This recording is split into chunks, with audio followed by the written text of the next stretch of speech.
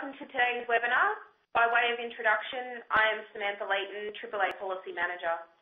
If you require any technical assistance, please phone Redback Support on 1800-733-416. If you would like to listen to this webinar through your phone instead, please dial in the number and passcode that is listed in the chat box. Today, the AAA presents Part 139 PIR Update, Making Preparation and Transition, co-presented by Darren Angelo, Senior Standards Officer, Aerodromes and Heliports, and Simon Adamson, Project Manager, Regulatory Implementation Branch from CASA. Today's webinar will cover the following topics: project update, including details on the Part 139 Regulation Manual of Standards, how the revised standards will be applied, including grandfathering policies, the expected transition journey from existing aerodromes and those seeking to opt in, industry support and guidance materials, and a question and answer session. The opportunity to ask questions will also be provided. To ask Darren and Simon a question, please use the chat box, which is located on the left-hand side of your screen, just to the right of the cogwheel. After typing out your question, hit enter to submit. Before we start, I would like to take the opportunity to thank Darren and Simon for the participation today and to provide you with a few updates from the AAA. The 2019 National Conference Program is released and early bird registrations close on 31 July. All details are available online at www.airportsconference.asn.au. Airport Safety Week, taking place from Monday the 14th to Friday the 18th of October, video has been released. Jump online to our website or YouTube page to check out all the exciting things taking place this year.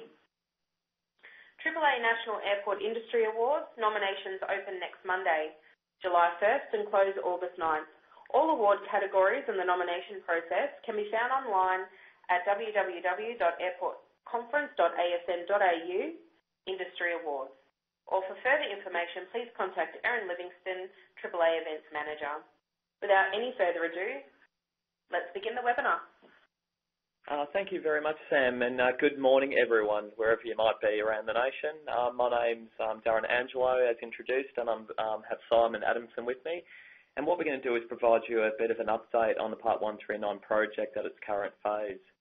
So looking at this session objectives, what we intend to cover today in this brief webinar is as follows: providing a project update, including the settled Part 139 Manual of Standards, providing a briefing to you all on the strategies which are intended to ensure a smooth transition from the current rules to the future. What we also want to do is provide insights into what lies ahead for both CASA and industry through that journey, and also provide a bit of a question and answer session. So we'll try to go through these slides as quickly as possible to provide maximum time for your engagement and for the ability for you to answer questions. So starting with a project update, what we would like to do is just quickly recap on where we've come from. So from the initiation of the project late in 2014 to 2015, we took a lot of the information available from industry and also internal information in terms of trying to work out what we needed to do with the Part 139 rule set. So we follow a standard journey, a standard regulatory process overview, which you can see on the slide. So we shifted from the initiation to something called policy development. So I've covered in a few sessions the policy settings as we've developed over time with industry, and then we shifted to a phase called drafting. You saw a draft back in 2017 that we went out for consultation, and we left it open for a significant period of time because we were aware that it was a quite substantial document with a lot of information that you had to digest and consider. From that, we then went to a phase approaching making, which is where we are now. Now, in between that phase, as I'll cover a little bit later, we had a peer review from a technical working group under the Aviation Safety Advisory Panel, which basically just firmed up our policy settings ready for the making of the regulation and the MOS. What we're actually approaching now is the phase called implementation, which is the journey we'll both take as regulator and industry to migrate to the new rules before we transition and close the project. So in terms of the key milestones for the project, we've got the Part 139 regulation, which was made on the 21st of February 2018. 2019, sorry, and that was published on legislation.gov.au. So this is actually visible to you in industry, and I highly recommend you familiarise yourself with the regulation. The regulation commences on the 22nd of August 2020. Now, accompanying that regulation is something called an explanatory statement. I'd highly recommend you have a look at that supporting document because it explains in a bit more detail the policy and intent of the regulation. The next thing we did as a transition strategy workshop. So what we did is ran that at the end of last year, and we had a transition strategy subsequently approved by the project steering group. Now, what the transition strategy is, okay, so we've got the regulation and we've got the manual standards. How are we actually going to move from the current regulations and standards into the new phase? It can't just be something we do overnight. We want to minimise the impacts. We need to have a strategy to underpin all that.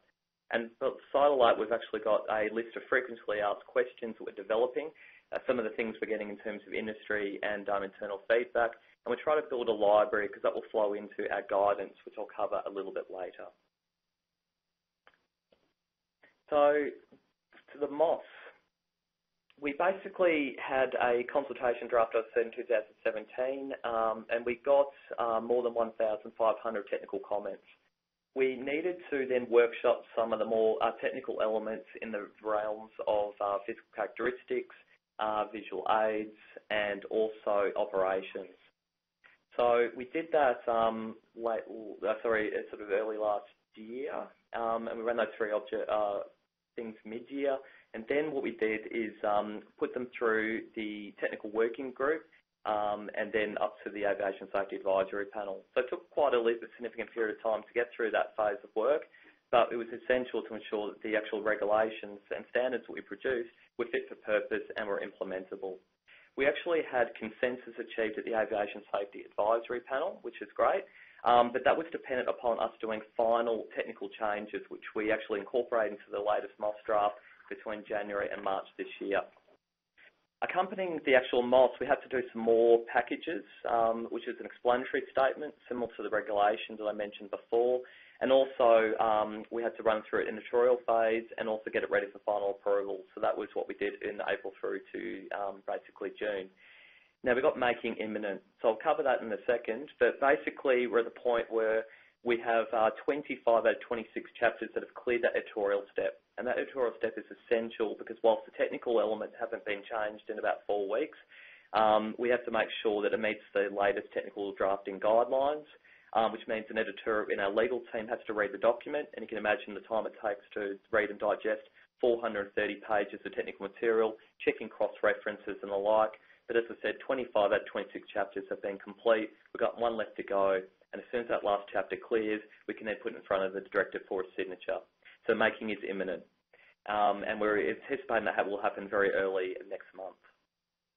The advisory circulars, which are essential because what we got in terms of industry feedback, even back in 2014-15, is that we have a challenge, and this is not unique to Part 139. We have to write our regulations and standards in a legal format, which basically means that they might not be as easy to understand as industry as we'd like them to. The solution to that is to write industry guidance, and we could do that through the form of advisory circulars on a Part 139. We have quite a large library of advisory circulars, but we acknowledged pretty early on in the project we need to significantly increase that. To ensure that we don't just do a sort of piecemeal approach, we fundamentally decided we're going to review all the advisory circles and develop a strategy. So we've done that, and we've actually developed a whole new AC numbering system, which we'll start to see as we consult on the new advisory circulars, which are now in the draft. We're anticipating at least 37 advisory circles as part of this project, so a significant body of work still to come. Okay, so what I'm going to focus on now is the manual of standards, and I'm going to not be able to cover everything in the document because, as I've said, 430 pages. What I'm going to focus on is what is the key changes from the version you would have seen back in 2017, which we consulted, and even the version that you might have seen, which went to the technical working group. And as I explained before, the endorsement from that group was dependent on us making those final changes, which I'll cover in more detail now. So what we're starting to do with this new MOS is something we haven't done before, and that is we want to map out something called an empowerment provision. So this, as best I can explain, is we have a regulation which empowers the MOS, but in the MOS itself, we're going to make it clear what particular parent regulation is applicable to what section. And we do that through a new section we've built into Chapter 1. So basically have the regulations listed, and in the notes section, all the MOS chapters which apply to that regulation as guidance. We also have to explain the hierarchy of standards. So the MOS will prevail over all other legislation and industry best practice and international requirements that are out there. However, if the MOS is silent, we explain in the MOS itself when you can use a Federal Aviation Administration Advisory Circular or when you actually potentially go to an ICAO document. We explain how that works in terms of the hierarchy. In this new MOS, we're using a new term called preferred. We've had some industry feedback as to what does this preferred term actually mean. So we've tightened up that information in the MOS to explain what it means and how it is intended to be applied. The application of standards themselves is critical. So we have to explain how the grandfathering works, how you as aerodrome operators select your reference code, and how do you match that to the intended aircraft that you want to support and will nominate through your reported information to AIP. We also want to explain in more detail how you can opt in to the standards. You might want to not exercise your grandfathering rights to a legacy standard if you're an existing aerodrome operator, or you might want to opt in to a higher standard because that's going to provide a superior safety outcome. So we explain that in the new MOS as well. And with the promulgation of Part 175 and the requirements document aerodrome information, aerodrome manual, we've done a little bit more work between Chapters 11 and Chapter 5 to make that process clearer. Okay, so we also had a lot of feedback, as I explained in the consultation, which is why we ran a dedicated industry workshop in 2018 to really nut out what we're going to do with physical characteristics. And even as recently as the AAA Pavement and Lighting Forum, we actually had some last-minute industry feedback, which we did manage to consider and amend in the final version of the MOS. And that primarily related to things like runway skid resistance and surface texture and friction, how we expect aerodrome operators to monitor those two elements, and more importantly to a lot of designers out there, the application of design slopes with a new concept called a construction tolerance, which we've never had before, and it's actually quite unique when you compare our new legislation against the rest of the world. So we're going to establish a design slope where designers working for your aerodromes can design within. We're actually now allowing a construction tolerance for an as-built to allow for any sort of geological or physical issues or constraints that you have on your aerodromes. Now with obstacle control, the grandfathering provisions we've built are intended to protect things which are physical. The OLS itself is a survey that aerodrome operators provide in order to identify potentially hazardous obstacles, which are referred to CASA for our assessment. To be clear with this new MOS, we are looking to fully align with the ICAO OLS specifications, which will mean over time, industry will have to transition to those OLS specifications as well. Some already align with Annex 14, but we are aware that some legacy standards which were carried for several decades don't necessarily align with the OLS and ICAO, and we as a state, having to account for that difference, we can no longer support that because of the obvious safety impacts of aircraft operating to aerodromes with non-awareness of obstacles. So I'll explain that a little bit more with the transition strategy we're coming up with, but that is a key change that you need to be aware of.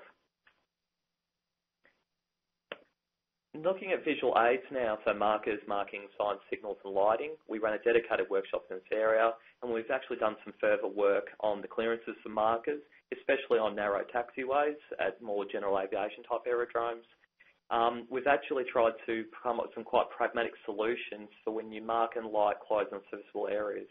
We hope we strike a good balance between providing appropriate signals and markings and markers for aircraft operations, but also balancing the concerns of aerodrome operators, but some of these markers and markings are difficult to deploy and create occupational health and safety issues or other challenges. So we've gone through extensive consultation with your technical working group and hopefully strike a right balance between both objectives. You might have seen that we've released a general exemption on the colour green for lighting systems, and we're going to incorporate that into the future MOS. And that allows, for the first time, the broader green spectrum to be used for Australian lighting systems, whereas in the past we had a difference in regards to what colour green you could provide. We've explained in more detail who is appropriate to do that commissioning process for lighting systems.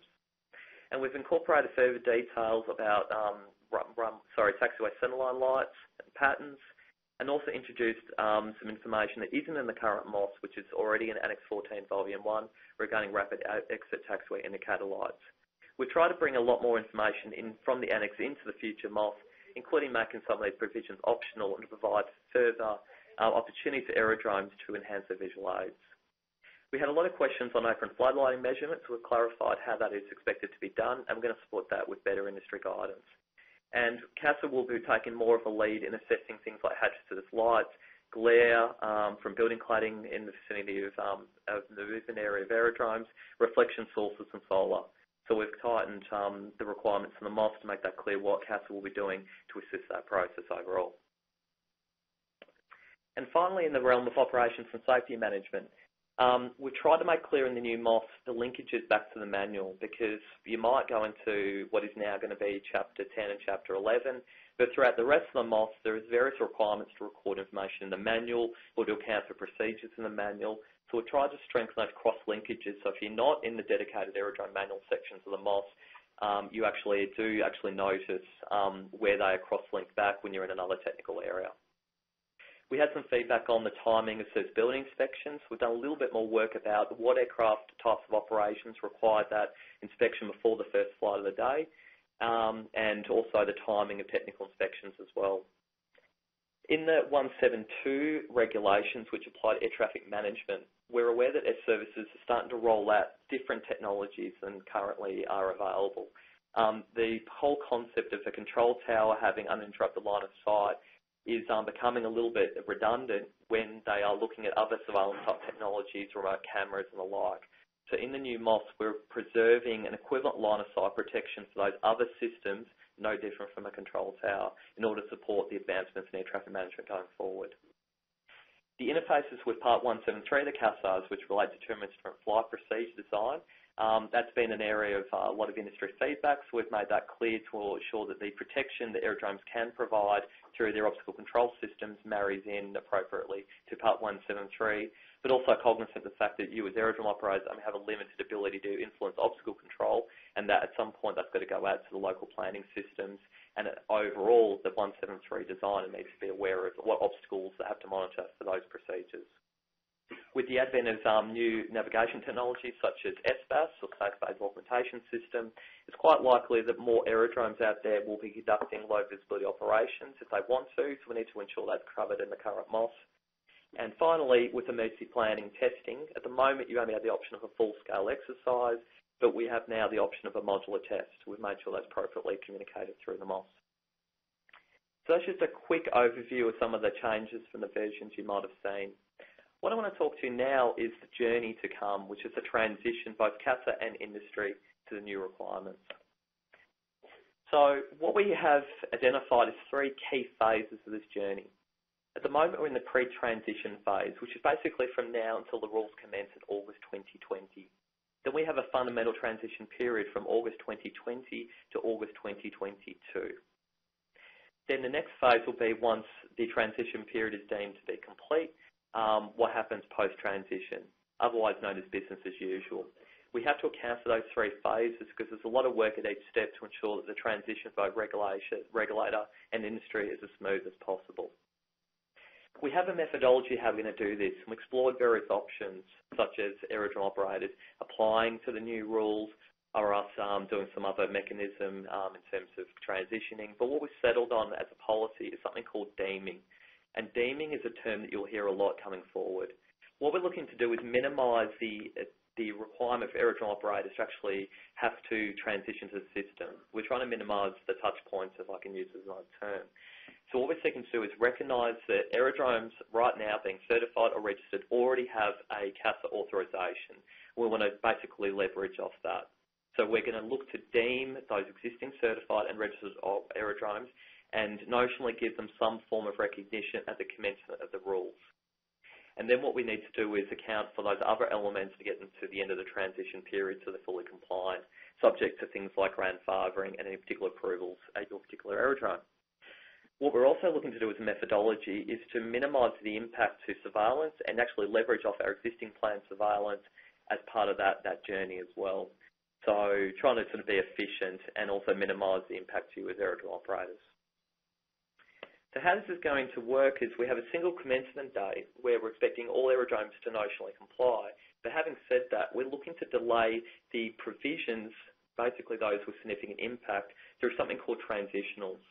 Now, we have a special regulation we have to build to do this, which is in a new part you've probably never seen before or had a look at, which is CASA Part 202. And we're also looking at transitionals within the MOS itself. It probably sounds a little bit complex, but think of it as like a switch, and these regulations will tell industry when these things switch on and switch off. If we do our job right, you won't even have to go to the regulation, because what will be clear is the policy. And the policy will be communicated through guidance and also through the briefings to inspectorates. You'll be clear in how it's going to work, and all we need to do on our end is ensure that the legal machinery on our side makes that work from our end. What we're going to do through that journey is give you support. So we have a training and education plan. We've got a communications plan as well, and I'm joined in the room by my comms officer who's taking notes in the background. We have guidance materials, templates, training, and other support artefacts we'll basically lead off from. My colleague Simon will cover those in a moment. And we've also got a policy for fee waiver, which we are almost complete in terms of resolving. But the notion that we're going to take forward is that existing aerodromes will have a fee waiver for transition. And the only thing we haven't quite settled in is any specific approvals or exemptions you might need for transition. We will have to look in that in a bit more detail to whether they are also waived, and we'll get some feedback from Ministry on that, no doubt, as well. So if we go to existing registered aerodromes, so those aerodrome operators are probably wondering how this is going to work for me. So for them, the most provisions are effective at commencement. Pretty much those that are already in effect, things like physical characteristics, markers, lights, so civil inspection, things you already do today will be obviously applicable in the new rules going forward. But those elements which are a challenge to you, which we've identified, are the provision or a manual. So we'll delay that for a period of time to give you time to get your manuals developed, have us look at them and have them accepted, and to provide that support across that. So they won't commence from the commencement of the rules. The OLS, doing your OLS to the new survey requirements, we're going to give a period of time to adjust to that, likely towards the end of the transition period, or 2 survey cycles is what we're looking at to get that bedded down. For those aerodromes that are over the trigger criteria to need the new system, a risk management plan or a safety management system, or otherwise get caught up in the requirements for emergency planning, wildlife hazard management, and technical inspections, again, we'll delay the implementation of those systems to give you time to implement them, get them validated by CASA, and for us to give you support on that as well.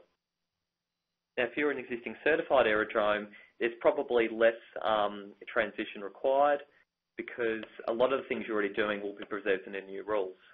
There's minimal management system differences in the new MOS, and we're looking for, from now to when they commence, you've basically got a 12-month lead time.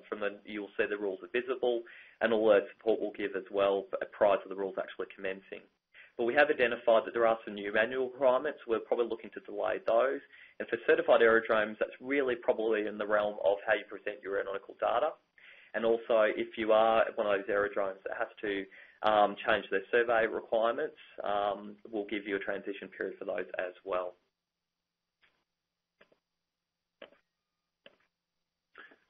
Okay, so at that point, what I might do is hand over to my colleague, Simon Adamson, who's going to talk a little bit more implementation and the artefacts as well. So over to you, Simon.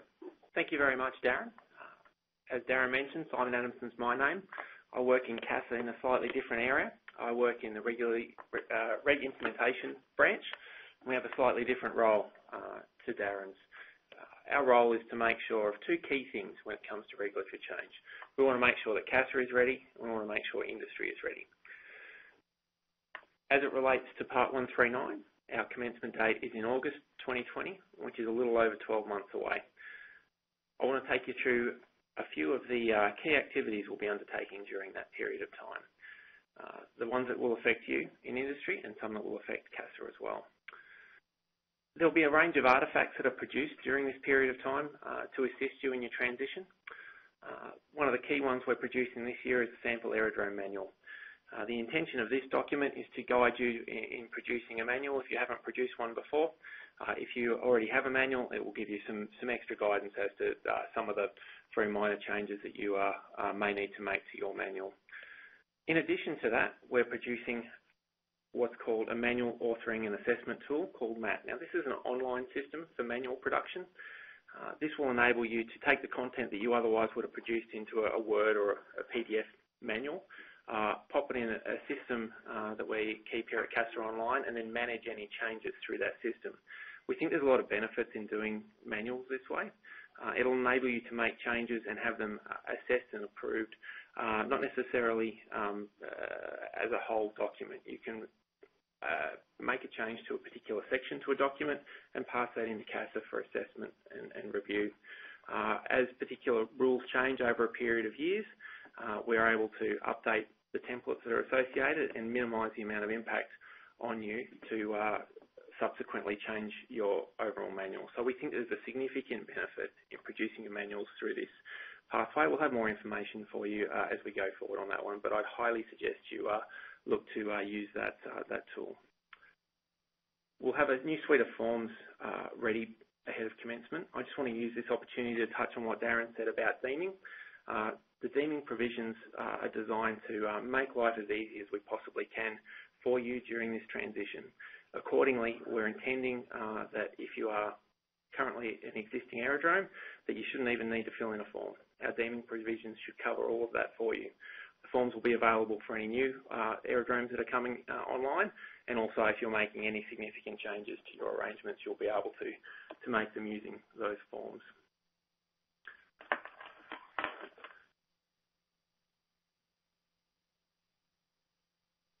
We also have updates coming for VFRG and AIP, and they'll be ready at commencement. As Darren's mentioned, we'll be producing some training packages. Expect these to be available online ahead of commencement, and we'll be providing ongoing communications to industry as we go forward.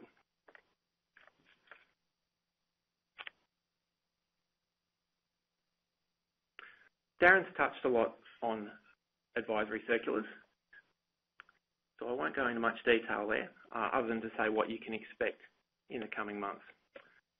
So you can expect in the very near future to start seeing some drafts of advisory circulars come through. What we'd like you to do when you see the consultation drafts come through is review them, provide us any feedback that you've got. We really do value industry feedback on these documents. They're intended to make our rules clear and make it clear for all parties involved what needs to be done and how to implement the new rules. So anything that's not clear, please, by all means, provide us feedback. We're very, very keen to hear it. I'll just touch now on a few things that are coming along on the CASA side. There's a lot going on internal to CASA during this time as well. We're producing a range of materials for our inspectors, a handbook and a worksheet, which is our common tool that we use to assess compliance with existing regulations. We'll be updating those documents so that our inspectors have the most up-to-date rules. We'll be providing an updated manual to our inspectors as well about how to conduct their surveillance activities. We'll also be updating our internal IT systems here.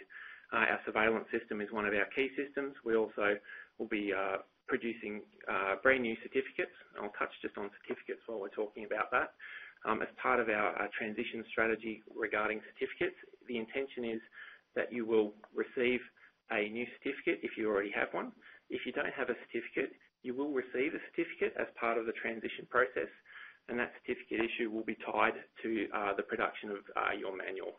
So we'll have some more details about exactly when you can expect to receive a certificate in the very near future, but understand that the deeming provisions are designed in such a way that if you have an existing certificate, there's no need to actually rely on the presence of that new certificate during that transition period. And if you're waiting on the new certificate, the deeming provisions will also enable you to continue operations while you produce those manuals. Additionally, we'll be conducting inspector training and providing internal communications to our inspectorate going forward as well.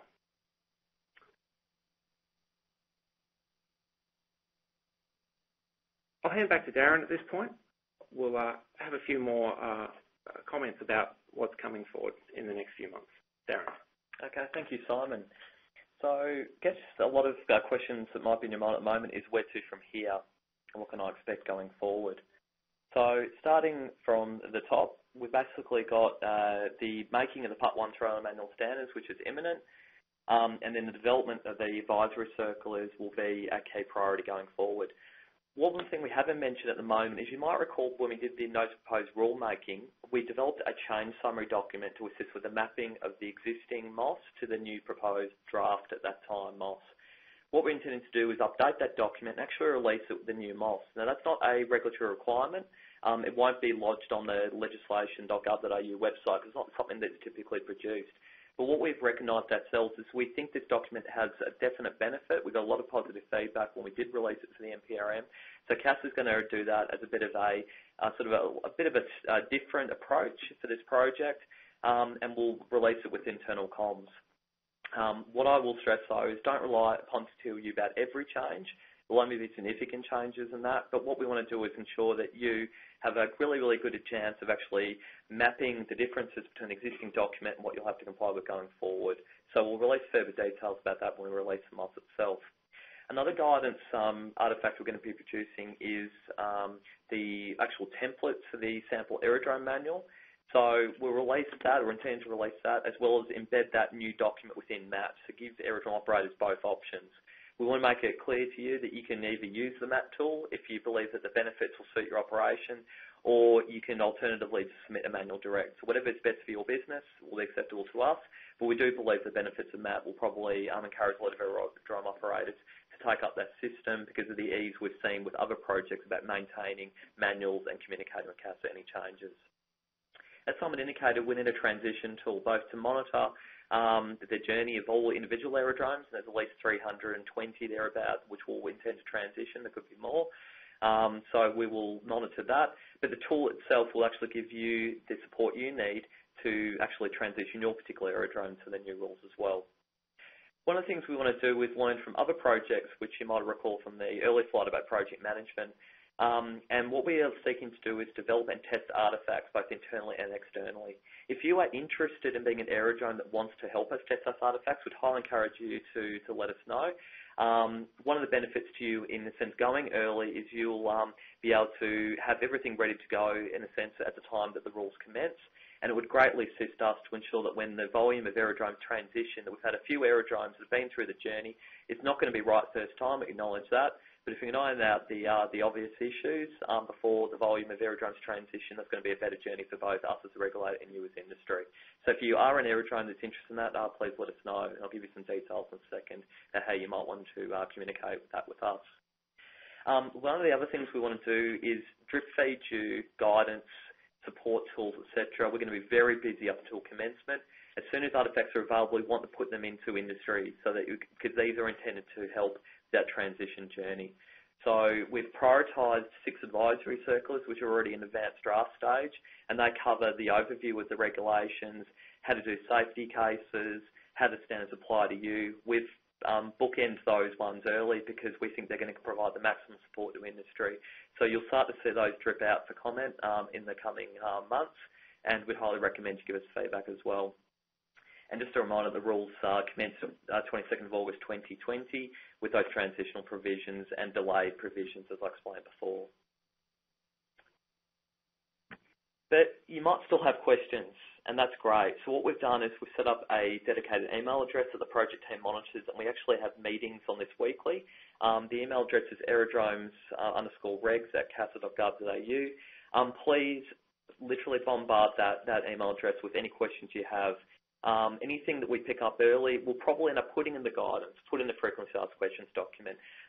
What might seem to you as a silly question, I don't believe there's anything such as that, but it's very, very valuable for us and to the inspectors as well. So please don't hesitate to send information into that inbox, whether it be a question, a suggestion, or anything you'd like to have us look at.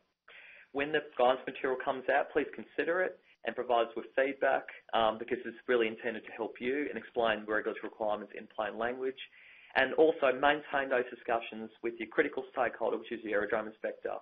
We're giving them regular briefings, we're giving them regular information, but at the end of the day, they know your aerodrome better than we do, and they will understand your specific requirements. And we really need to use those as a conduit from the project to your own operations and your own requirements to ensure this journey can be as smooth as possible. We're also briefing our team of aviation safety advisors that you might have seen joining your aerodrome as well, so they're also another resource you can utilise. So just to recap what we've covered, so we basically explained that the moss making is imminent, even though it is technically settled. Just got to clear that last editorial stage. And then the Director of Aviation Safety can sign that document off. And as soon as that's complete, we'll push out some notifications through our communications channels to make that available to you as early as we can. We'll take care with the transitional consequentials, and we'll give you some guidance about how that's going to work. We've tried to look at deeming as the best way to minimise the impact to you as operators. The application of standards is quite critical. So if you're an existing operator, you need to look at whether or not you want to take advantage of grandfathering, what instruments of exemption or approval you want to potentially explore or preserve if you've already got some. And if you're a new applicant, we actually do have some aerodromes that aren't regulated at the moment that are actually keen to get into the system now to enjoy the benefits of grandfathering. So have a think about it as well if you're not a regulated aerodrome. There's lots of artefacts to come, and we'll give you regular information about what's coming next as early as it comes to hand. So that's just the completion of the actual slides we wanted to present to you. Now this time is really yours. So we've got our communications resource, our project manager and myself here. We're making ourselves available to answer any questions you have. If you don't get to us this session, that's great. You've got the email address you can write to us if you want to prefer to use that method. And we're basically here to answer any questions that you have at this stage. So thank you very much. Now we've had one come in, so I'm just looking at the questions tab on the webinar. So I'm just going to read it out to everybody. So this particular questionnaire is asked, we are a local government owned and operated aerodrome in New South Wales, and if they've got a long-term lease option, will the lessee need to apply for the aerodrome operator certificate? Does that grandfathering existing facilities apply to the new operator until they ever upgrade or replace the facility? So that's a good question and one we get quite a lot. So I'll start with who actually owns the authorisation. Whoever owns the authorisation, being the registration or certificate, is responsible. Now, if you're an existing aerodrome in the system and you have an existing facility which is linked to a legacy standard, you still need to be able to demonstrate that standard, but we no longer require time or plan to actually make that compliant with new rules. That's the biggest difference with the new regulatory set. We'll actually recognise that grandfathering for, in a sense, an indefinite period until that facility itself is upgraded, replaced. So you can basically preserve that existing facility as long as you link it back to the legacy standard. The key is you have to document in your aerodrome manual to make it visible to the regulator, and so long as you don't meet the trigger for an upgrade or replacement, which is clearly specified in new MOS, it's a lot different from the current MOS in that regard. Then you can preserve that, as I said, for an indefinite period. And that's intended as a policy setting to maintain your existing level of operations. So very, very good question, and hopefully that's been answered just now.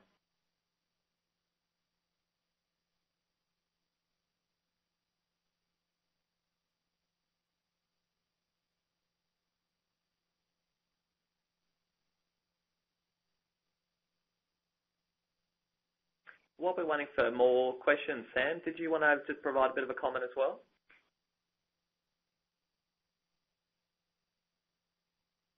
Sure. So I just wanted to, say thank you to you, Darren and Simon. Very informative presentation, and I'm sure that we have a lot of people actually logged into the webinar, but I know some people get a little bit shy asking questions, so I dare say that the email address that you've provided for asking questions offline, you may be inundated, so be careful what you wish for, Darren. No, that's okay. We want the feedback. So also thank you to everyone for participating in today's session. I would ask that you take a short moment to complete the survey at the end. You'll see it on the right-hand side of your screen. Please ensure you hit the orange button once you've completed all the questions. It just helps us, it helps us make sure that the webinars we're presenting are valuable to industry and to our members. Today's webinar recording will be available in Airport Alert and emailed to everyone directly once available. We encourage you to provide feedback on any other topics that you would like to see covered by emailing Erin@events@airports.asn.au. The next AAA webinar is on wildlife management, and that'll be presented by Jill Bricks and Wade Harrison.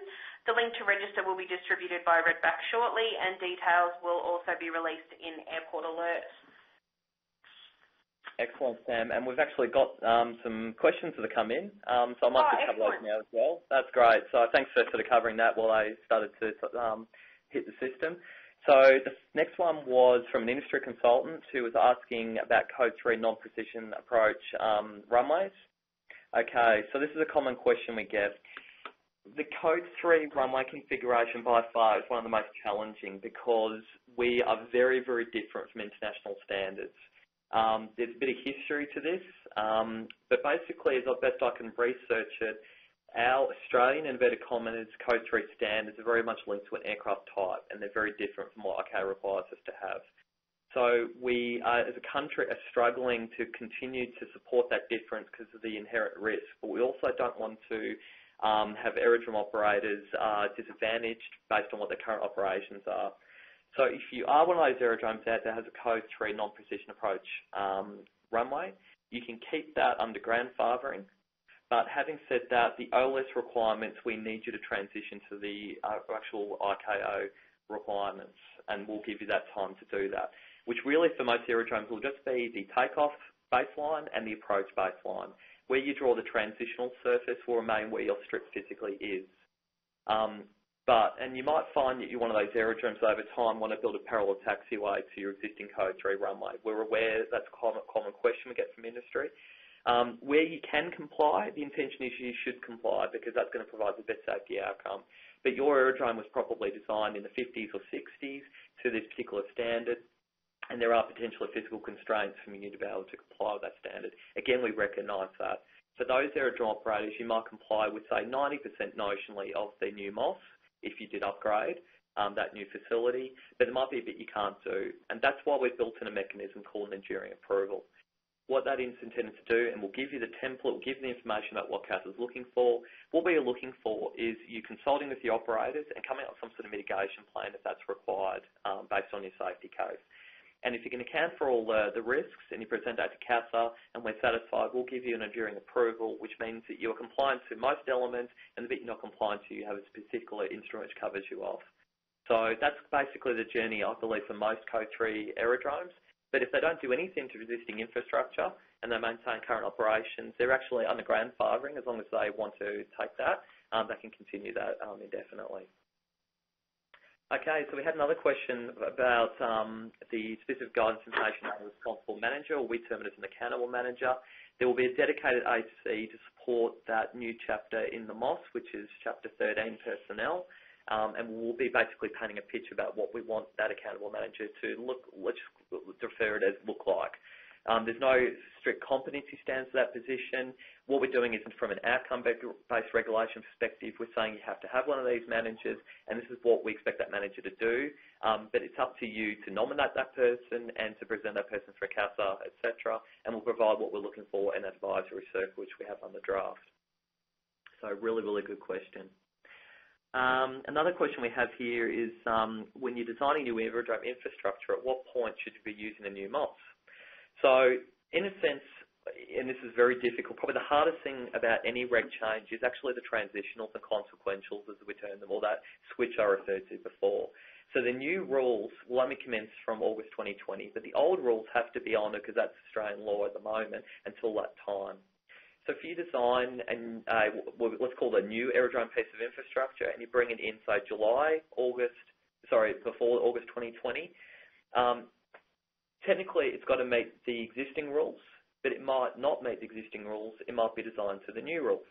In which case, then we have to talk to your aerodrome inspector because you might need something like an instrument of exemption to cover you that. And what we're going to issue to our inspector is something called a temporary management instruction. So all these common sort of challenges between the regulator and industry in the transition, we're going to develop some particular procedures for the inspector to how to manage those particular questions. But if you're designing new infrastructure with the intention of bringing it into operation after the commencement of the ROS, well, in a sense, you can design right now to the new standards because we don't regulate design. We regulate what's actually physically on the ground at the time it's actually there. So if you're before commencement, you might need an exemption, but after commencement and it complies with the new rules, then it will be automatically compliant. And once the MOS is signed off by the director, you'll actually be able to see those things, and your designers and consultants can see that, so they can actually make that evaluation. And if there is a gap or a difference, my advice to you is talk to your aerodrome inspector and start to open that discussion, because I'm sure there is a mechanism we can use to actually get you to a compliant state through that transition journey. Another question that was asked is, when will industry learn more about the deeming process, and will an advisory circle be promulgated in the near future? The answer to the question is yes and yes. That's one of the ones we'll be putting out very, very early in our revised advisory circulars. As Simon said, the intention of deeming is just to make it as easy as possible, if we can use that term, for you as an aerodrome operator, by recognising what you already have and focusing on what you need to change. But if you're a new aerodrome, we'll be looking for a full entry control process. That's the advantage you have about being an existing aerodrome operator, either existing registered or certified, because we already have a regulatory relationship with you, because we do surveillance of you. This is where we can, in a sense, take, I wouldn't say a shortcut, but take a more direct journey by recognising what you have. And we'll provide guidance. But any particular questions you have, it's great for us to take account of, so we can ensure we can capture that as a guidance once it's written. Okay, so another question said about the draft legislation. So the regulation is actually on it's called legislation.gov.au, and that's where all federal legislation resides. And when the MOS is available and signed off, it will appear there as well. And if you click on the tabs of those regulations and the MOS, you'll actually then also find the explanatory statement, which we have to, because the people who approve this legislation, so the regulation, it was Executive Council of Government. They aren't familiar with aerodromes. We had to explain to them what these rules mean. So the explanatory statement is a bit more plain language in the regulation itself. And likewise, our director needs to be satisfied before he signs off. What does this MOS mean? So we actually had to explain each and every MOS provision line by line in the explanatory statement. So we've got a fairly weighty document which is coming with the MOS to fulfil that requirement as well. And both those documents will be available on the legislation.gov.au website once it's available. It's likely that when we push out the communication side, we'll provide a link directly to where that resides as well to make it easy for you. Okay, another question is, does the Australian Airport Association have a library of legacy standards? I won't see all stamps funded. There might be a great AAA library. We have some on our system, and you can get access to those through your aerodrome inspector. But really, you as aerodrome operators need to take account for the standards that the operations is working to. Some of the consultants out there, I'm aware, do have these standards as well. All 14 versions of the manual standards are on and preserved on legislation.gov.au. I think there's copies of the rules and practice for aerodromes online as well. It's when you get beyond that point, it's where it starts to get more challenging. So that's a great question, and I'd highly recommend that you, again, engage with your associative body, engage with your aerodrome inspector, and I'm sure through the journey we can account for those standards. But you might have to go through some of your old filing cabinets, which I've heard is a very, very essential part of accounting for the standards that apply to you as well. And some of those old engineering plans are actually quite useful, so don't throw them out if you're planning to. Another question we've had is, will CASA or the aerodrome inspectors be open discussions with design consultants for specific airports? Well, as I said before, that dialogue as an aerodrome operator is essential, but we can't deal with consultants directly because we don't regulate them.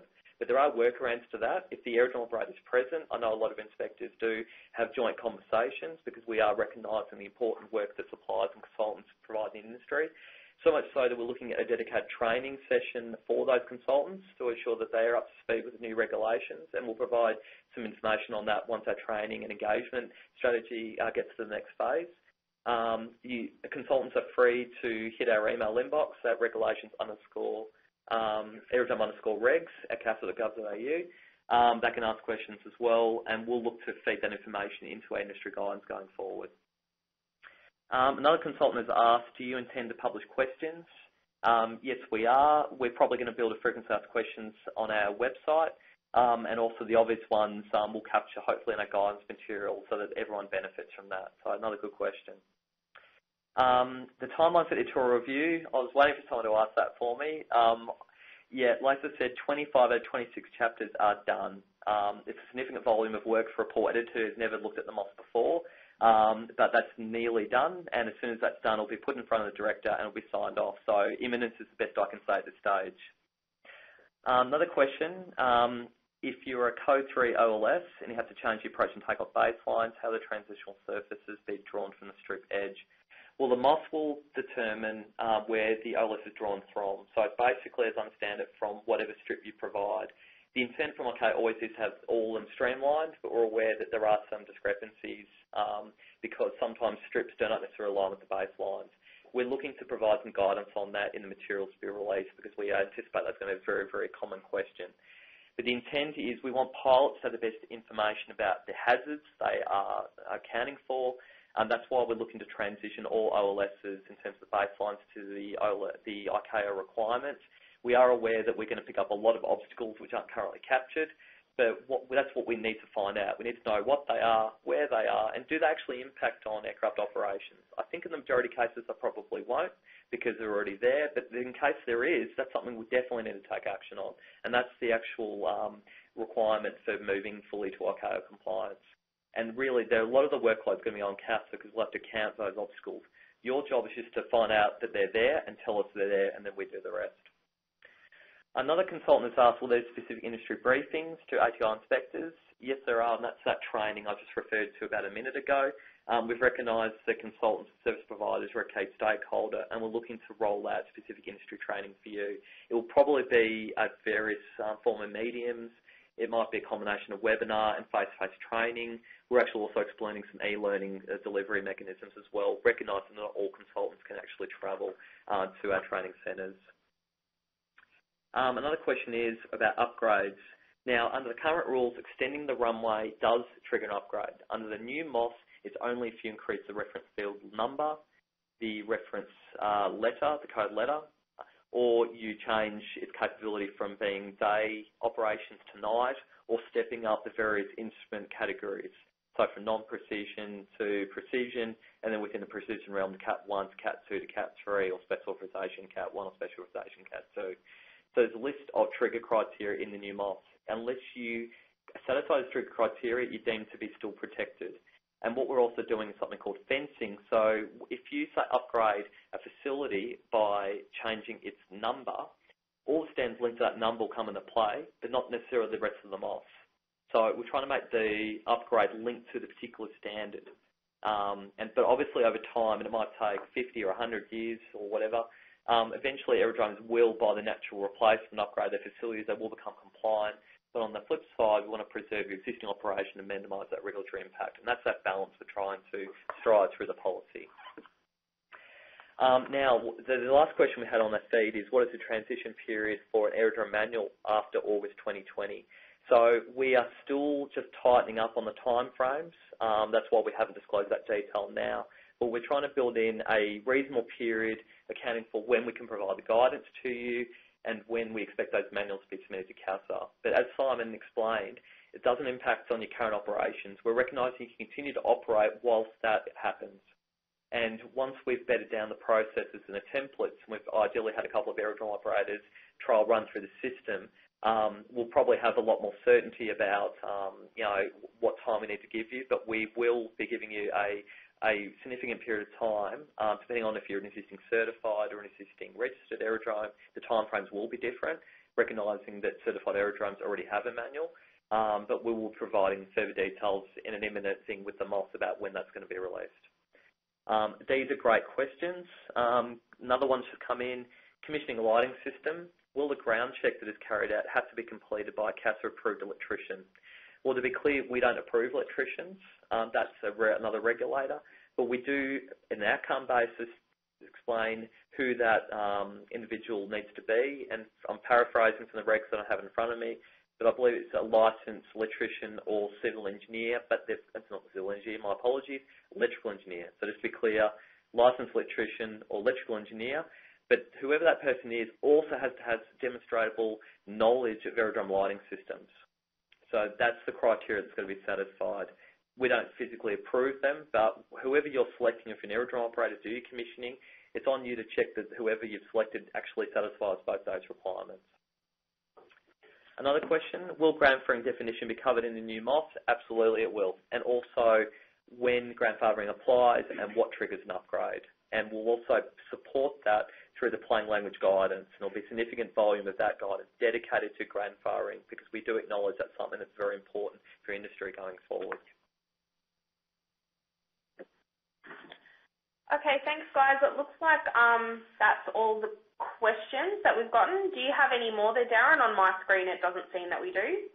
No, they've run out. But if you have missed out, don't panic. We've got the aerodromes aerodromes_regs email address. Just give that another plug for everybody. And as I said, we monitor that weekly. Depending on the volume of other project work, we might necessarily respond to you straight away, but we do monitor that, and we do, and we will promise to get back to you as soon as we can with a direct response. And you'll probably find a lot of the questions you ask will, as I said, appear also in the guidance materials and other artefacts that we'll be producing to support you. So great questions, everybody, and I really, really appreciate your time. Thanks once again, Darren and Simon. It was a really great presentation, and thank you everyone for being so engaged with some wonderful questions. The AAA will again be making the webinar available in Airport Alert, most likely next week. This week we will definitely publish the Aerodrome's email address, so you can send off any questions that you have directly to the CASA team. So thanks again, everyone, and have a great afternoon. Thank you.